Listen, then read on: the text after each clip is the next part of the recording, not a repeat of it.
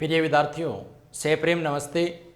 मैं गुरुदत्त सिंह ढाका सुभाष चंद्र बोस शिक्षण समूह के इस ऑनलाइन मंच पर पुनः एक बार सभी का हार्दिक अभिनंदन एवं स्वागत करता हूं। प्रिय विद्यार्थियों, हम बात कर रहे थे कक्षा 10 का अपना जो विषय विज्ञान है उसका अध्याय 10 जिसका नाम था विद्युत धारा या इलेक्ट्रिक करंट। हमने इसमें विद्युत धारा क्या है और उसके मात्रक, उसके बाद हमने विद्युत विभव और विभवांतर के बारे में चर्चा की। प्रिय विद्यार्थियों, इस वीडियो में हम चर्चा करेंगे जो विद्युत परिपथ है वो क्या होता है और उसमें काम आने वाले जो उपकरण हैं उनके प्रमुख संकेत कौन से हैं, उसके बारे में हम इस वीडियो में अध्ययन करेंगे। तो आइए हम जानते हैं विद्युत परिपथ क्या है।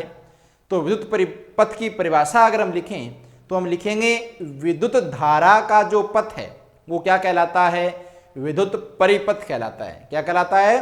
विद्युत परिपथ। हमने लिखा विद्युत धारा के प्रवाह के पथ को विद्युत परिपथ कहते हैं, या आवेशों के प्रवाह की जो दर है उसका जो एक निश्चित मार्ग या जो पथ है वो क्या कहलाता है? विद्युत परिपथ कहलाता है। यानी उस मार्ग से कौन गुजरती है? धारा यानी विद्युत गुजरती है, तो हम उसका नाम रखते हैं विद्युत परिपथ। अब हम देखते हैं जो विद्युत परिपथ है उसमें प्रयुक्त होने वाले उपकरण कौन कौन से हैं और उनके जो संकेत हैं वो क्या होते हैं। प्रिय विद्यार्थियों, हम देख पा रहे हैं कि जो प्रयुक्त होने वाले प्रमुख उपकरण हैं वो बैटरी या सेल या फिर दो या दो से अधिक जो सेल हैं उनका हम संयोजन यानी उनको आपस में जोड़ें कैसे।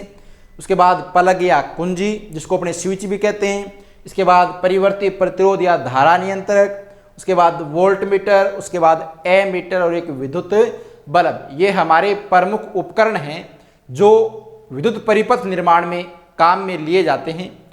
हम इनके संकेत के बारे में समझेंगे, उसके साथ साथ हम उनको प्रायोगिक तौर पर भी समझने का प्रयास करेंगे। तो सबसे पहले हम बात करते हैं विद्युत सेल या बैटरी की।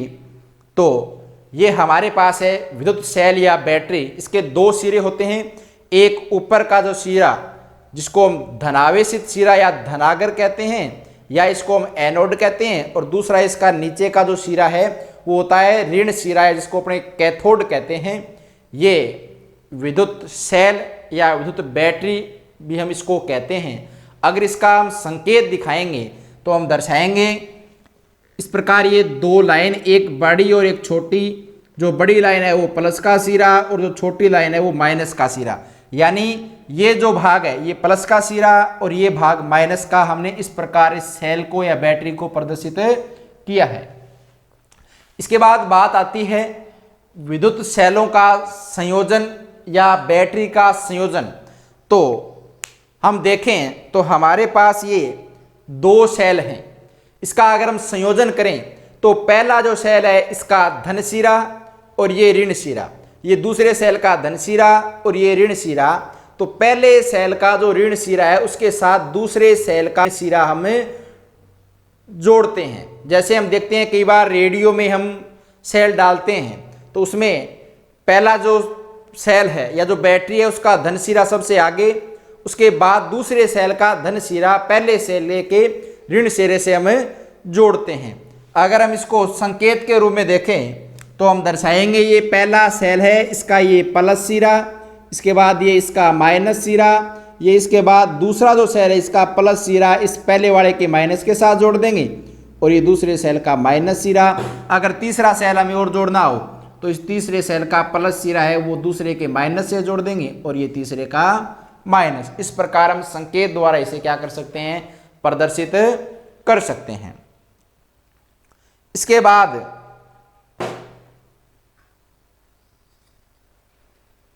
हम बात करें प्लग या कुंजी की। तो ये हमारे पास प्लग या एक कुंजी है। अगर हम इसके संकेत की बात करें तो ये इसका प्लस सिरा, ये इसका माइनस सिरा और ये हमारी क्या हो गई? प्लग या कुंजी। इसके बाद हम आगे बात करें तो है परिवर्तित प्रतिरोध या धारा नियंत्रक। परिवर्तित प्रतिरोध का मतलब होता है कि हम प्रतिरोध का मान कम या ज्यादा करके धारा के मान को क्या करते हैं, परिवर्तित करते हैं। आइए हम इसके बारे में देखें। तो प्रिय विद्यार्थियों, ये हमारे पास है धारा नियंत्रक। इसके दो सिरे होते हैं, एक प्लस सिरा और एक माइनस सिरा। हम क्या करते हैं, इसके ऊपर ये प्रतिरोध तार लगा होता है। इस प्रतिरोध तार का मान हम कम या ज़्यादा करके, यहाँ से इसको कम या ज़्यादा करके क्या करते हैं, इसके प्रतिरोध को मान को बढ़ाते या घटाते हैं और उसी के साथ धारा का मान क्या होता है, बदलता रहता है। इस उपकरण को हम क्या कहते हैं, परिवर्ती प्रतिरोध या धारा नियंत्रक। अब अगर हम इसके संकेत की बात करें तो आइए देखते हैं इसका संकेत है वो किस प्रकार होता है।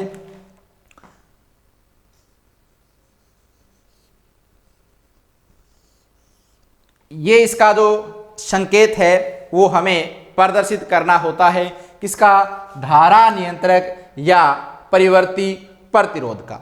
इसके बाद प्रिय विद्यार्थियों हम बात करते हैं वोल्ट मीटर।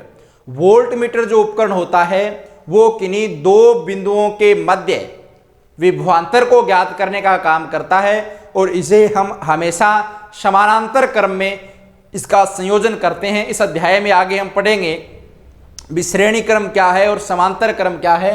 तो हमें ये याद रखना है कि वोल्ट मीटर को हमेशा समानांतर क्रम में जोड़ा जाता है। अब हम वोल्ट मीटर को देखते हैं। तो ये हमारे पास वोल्ट मीटर है, हमें इसके बीच में ये V लिखा हुआ दिखाई दे रखा है। इसका तात्पर्य है कि ये क्या है, वोल्ट मीटर है।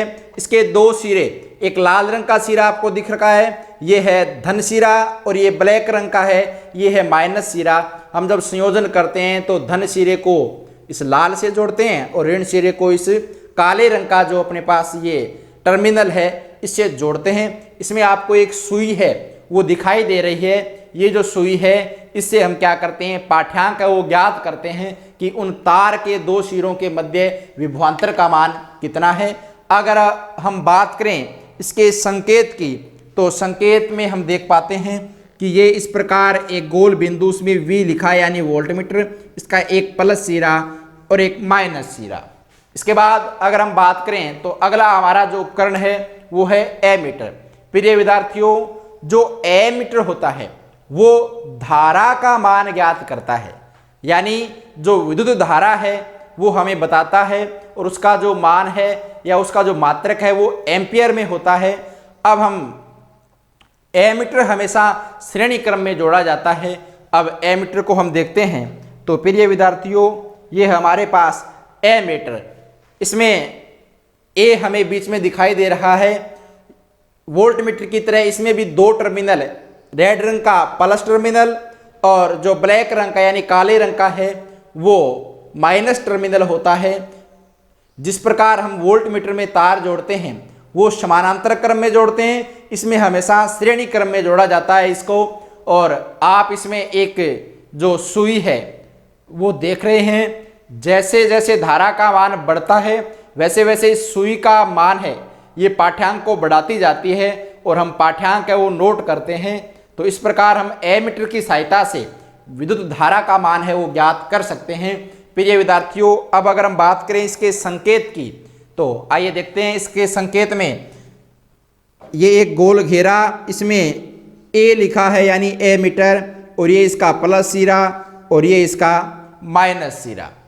अब हमारा जो अंतिम जो उपकरण है वो है विद्युत बल्ब। तो आप सभी ने अपने घरों में विद्युत बल्ब को देखा है, मैं भी आपको यहां दिखा देता हूं। ये अपना है विद्युत बल्ब जो रोशनी करने के हम उपयोग में लेते हैं। अगर हम इसका संकेत की अगर बात करें तो इसका जो संकेत है वो हम इस प्रकार दर्शाते हैं।